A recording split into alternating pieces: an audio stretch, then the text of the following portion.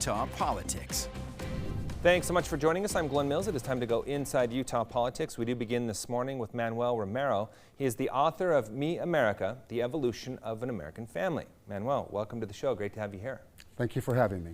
Very interesting story in family history. Let's start with that. Tell us about the background of your family, which includes settling in parts of the U.S. back in the 1600s. Yes.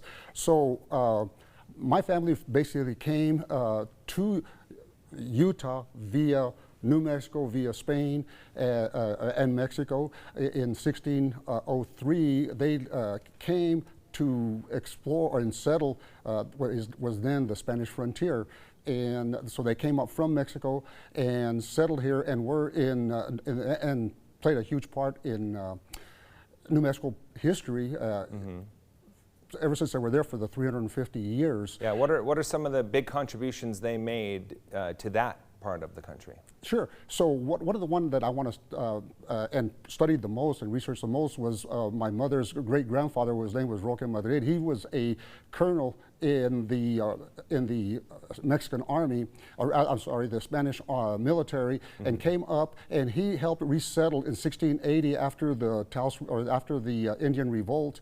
And he came and he was one of the lieutenants, rather, of the De Vargas, who was the captain of the settlement project, and he came and he played a huge part in settling, exploring, hunting, and basically he was also a diplomat, and so he settled and he worked with a lot of Indian tribes so they could work together and flourish in the Southwest and again, what was the Spanish Empire at the time. Okay.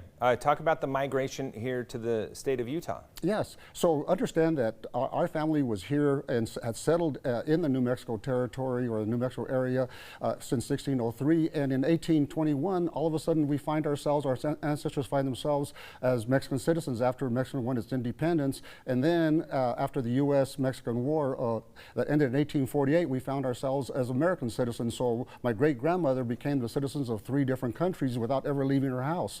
Wow, that's an incredible story.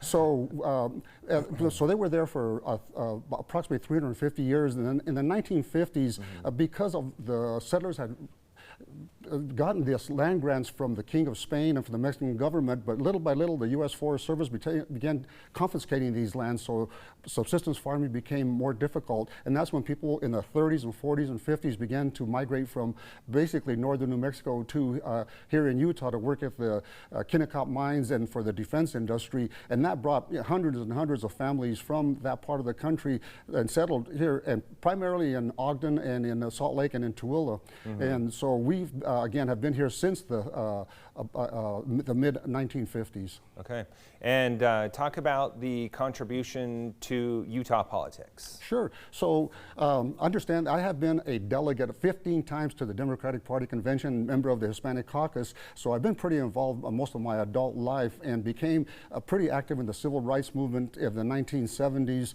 and helped found the Utah Coalition of La Raza in 1996 and played a huge role in Utah politics at the time, meeting with candidates, talking with candidates, and also I was appointed as a UTA member, the Utah Transit Authority member in 1996, and which became kind of a tumultuous time for me because I had, this was the time when they were proposing light rail, and I was on the board and voted to keep the general manager, which in my mind kept light rail moving, and I was taken to court by other UTA members saying that my vote didn't count because my term had expired.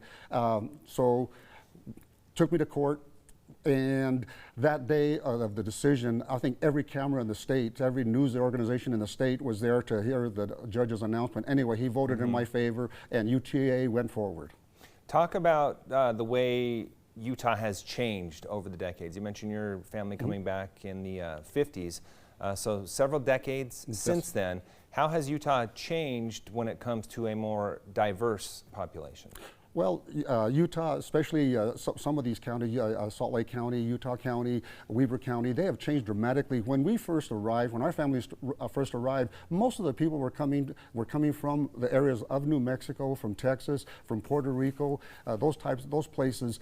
In time, and that has changed dramatically because now we're seeing many people migrate here from places like Peru, more people from Mexico. The Mexican population or U.S. citizens or residents still outnumber in terms of Latinos. They're about 65% of the population in this 65% of the population in the state. But you're beginning to see a lot of people from Venezuela, from people fleeing turmoil in their own country. So we're beginning to see a lot of that mixture. And what's is both interesting and challenging with that is that many of these people came here not really knowing the struggles that we had gone through in the 60s, be it with education, with health. And so at the time, it was not very easy even to speak Spanish in school. And many people who have come here don't understand or have really been taught that history of of those struggles. Fascinating story of your family dating all the way back to the 1600s. You decided to write a book about it. Tell us a little bit about why you did that.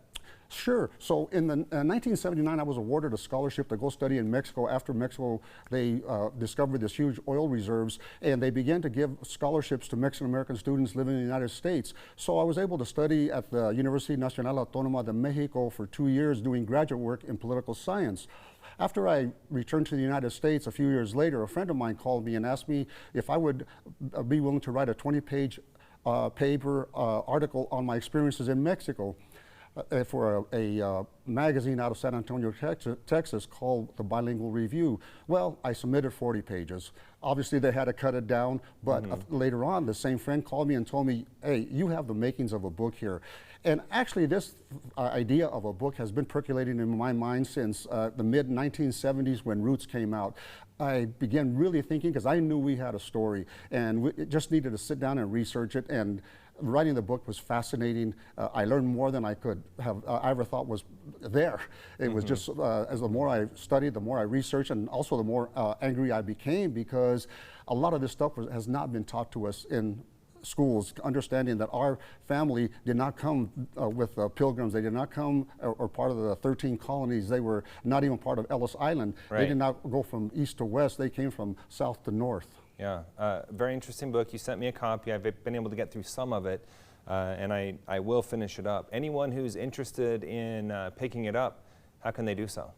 Yeah, please visit miamerica2020.com. That's miamerica2020.com. Okay. Thanks so much for your time and telling us a little bit about your story. And I would definitely recommend picking up that book to learn about this family's history and the contribution here in the state of Utah. Thanks so much for being here. Thank you. Still to come, Utah's two senators split on President